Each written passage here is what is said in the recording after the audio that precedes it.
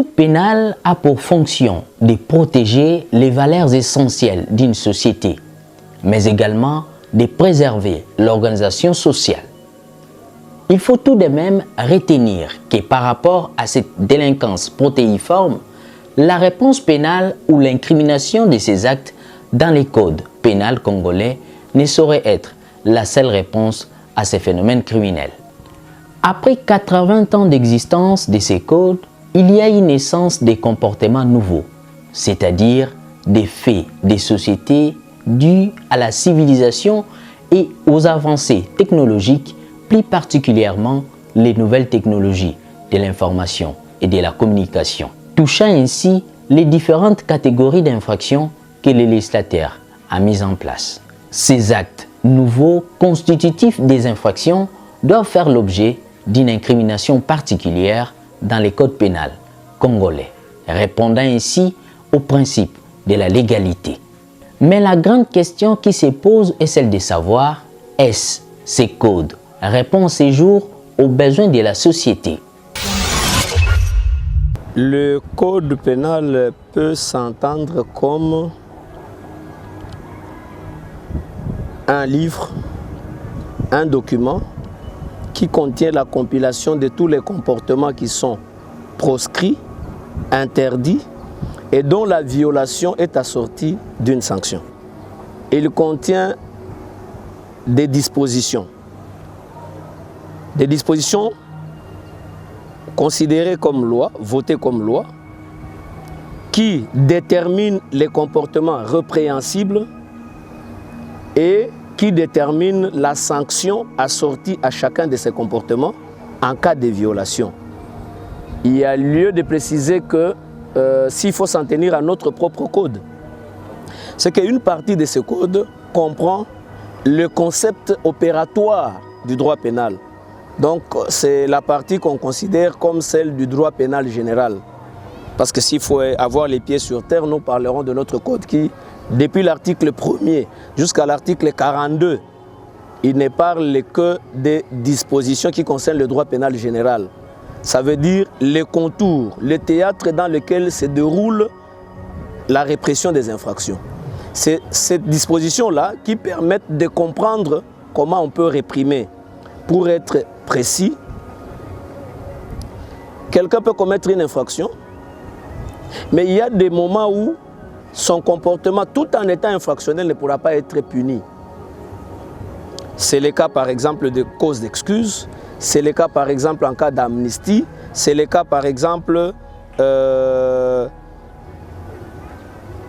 la minorité qui est considérée comme une excuse. Ça veut dire on suppose que les mineurs, une personne âgée de moins de 18 ans ne peut pas commettre une infraction. Maintenant, les dispositions qui prévoient ces distinguos-là sont prévues dans le livre premier de notre code pénal. C'est comme ça que je vous dis que le code pénal ne pourra pas seulement se limiter à être un dictionnaire qui prend les infractions et leurs peines, mais il comprend également les dispositions qui définissent le théâtre dans lequel se déroule la répression de comportements criminels. Ces dispositions partent de l'article 43 jusqu'à la dernière disposition du code pénal.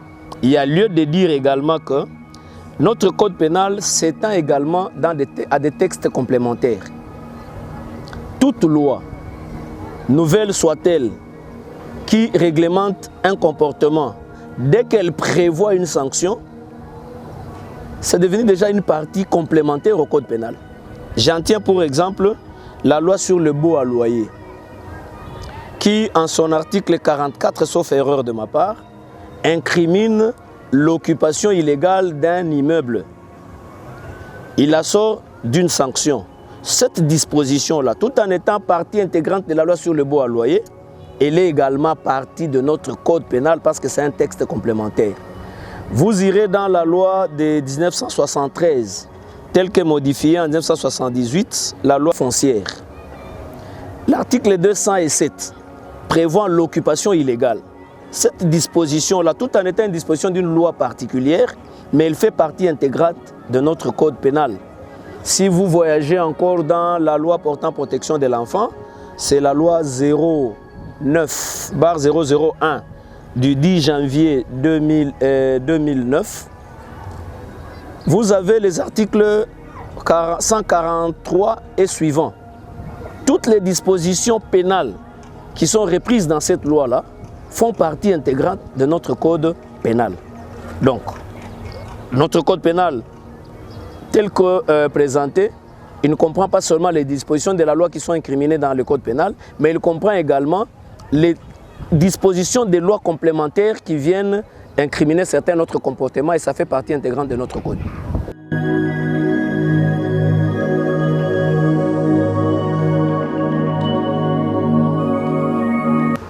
Faut-il déjà se dire qu'il répond aux faits nouveaux? Je ne pense pas qu'il est trop vieux pour qu'on puisse l'oublier. Parce que l'abus de confiance tel qu'il était en train d'être commis en 1940, quand on était en train de dicter le code, d'abord c'est un code que nous avons, dont la plupart des dispositions nous l'avons hérité de l'époque coloniale. Cet abus de confiance continue à se commettre jusqu'aujourd'hui. Va-t-on parler de la vétusté dans ce cas-là? Je ne pense pas. Parce que le comportement continue à être commis jusqu'à ce jour, donc il n'y a pas de vétusté à évoquer. Seulement, il y a de nouveaux cas qui viennent. La société connaissant son progrès, la science évoluant, il y a lieu d'adapter certains comportements aux exigences de notre code pénal. Tenez, dans le code pénal, on réprimait le vol. On continue à réprimer le vol jusqu'aujourd'hui, mais le vol ne concerne que les biens meubles, les biens qu'on peut déplacer d'un endroit à un autre. C'est leur mobilité qui facilite leur déplacement. Mais aujourd'hui, on parle également du vol du courant électrique. De par sa nature, est-ce que le courant électrique est un bien meuble? D'où toute la grande question du droit pénal qui rentre dans l'autonomie du droit pénal, le droit pénal qui se donne certaines définitions en vue d'atteindre certaines incriminations. Mais je pense qu'il aurait été souhaitable, au lieu de se cacher derrière cette autonomie du droit pénal, mais qu'on puisse redéfinir les choses en essayant d'inclure de nouveaux éléments qui rentrent dans la société. Il y a des comportements actuels qui passent sans être réprimés, mais qui auraient dû être réprimés parce que ça cause tort aux gens. C'est ça l'effort du législateur qu'il doit fournir pour incriminer certains comportements. Prenons pour exemple un document officiel. Un document officiel. Il n'est même pas encore à la portée des personnes concernées. Le lendemain, ce document est déjà sur les réseaux sociaux. Est-ce qu'on peut gérer un État de cette manière-là? Il appartient au... Le législateur doit innover. Il doit réfléchir. Il doit chaque fois faire un regard rétrospectif et dire « Hier, nous étions à quel niveau? Aujourd'hui, qu'est-ce qui vient de s'ajouter? Qu'est-ce qu'on peut faire pour que notre législation soit améliorée? Quelle est la nouvelle incrimination qu'on peut insérer dans le code pénal en vue de pacifier la société ?»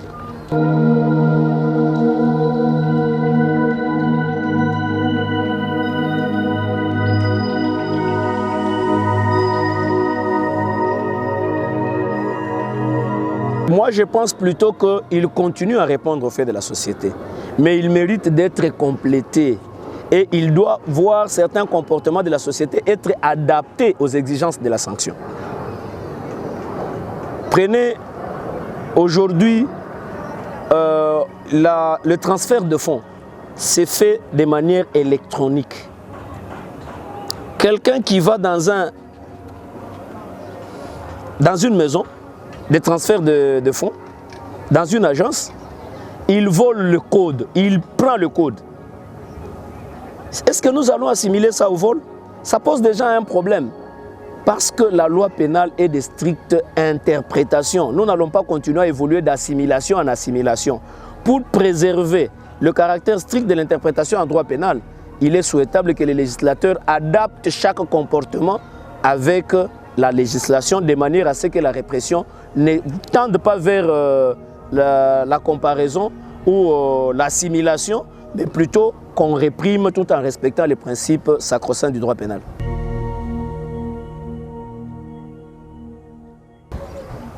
La société évoluant, c'est chaque jour qu'on devra revisiter les codes. Dans les États anglo-saxons, le juge contribue à l'édification du code. Parce que pour eux, chaque décision du juge devient une jurisprudence qui aide à améliorer le code et on pourra se référer à ces comportements si quelqu'un pourrait les commettre. Mais nous avons un code pénal ou un droit pénal qui est vraiment restreint, figé, qui ne veut pas de la comparaison, qui ne veut pas qu'on puisse faire de l'assimilation. Donc il faudrait que les législateurs puissent s'adapter, que dans chaque session, qu'on puisse vérifier tel comportement, est-ce qu'il n'y a pas moyen d'ajouter ceci? Parce que plus vous mettez des freins, plus les criminels cultivent les moyens pour vous contourner. Il n'y a pas que le code pénal, lui, qui doit changer. Même la procédure, elle devra changer. Il faut s'adapter aujourd'hui à la situation. Et quand on n'adapte pas la société à la situation actuelle, on va laisser beaucoup de comportements non punis. Je note que c'est dans les vieilles casseroles qu'il y a encore la bonne sauce. Si vieux qu'il soit, le code pénal est encore important, il est encore riche et il vaut son pesant d'or. Sauf qu'il doit évoluer avec son temps. Et d'ailleurs, vous allez remarquer que toutes les lois qui sont votées au Parlement, chaque loi est assortie des dispositions pénales ou des sanctions. Cette rubrique de sanctions-là constitue une adaptation de notre code pénal aux exigences de la nouvelle loi qu'on a publiée. Et les législateurs devront revisiter les codes pour voir les dispositions et essayer de leur donner une teneur qui laisse une ouverture. Le jour que le législateur était en train de plancher sur le vol, il ne pouvait pas s'imaginer que le courant serait considéré également comme un objet. Mais maintenant que le courant est considéré comme objet, le législateur doit chercher une définition qui va inclure le courant dans le vol, de manière à ce que le vol du courant ne puisse pas échapper à la répression. Donc c'est le travail que les législateurs doivent faire pour adapter régulièrement notre code et à chercher des dispositions qui vont le rendre beaucoup plus utile à la société actuelle que les laisser dans les méandres des comportements qui resteront impunis.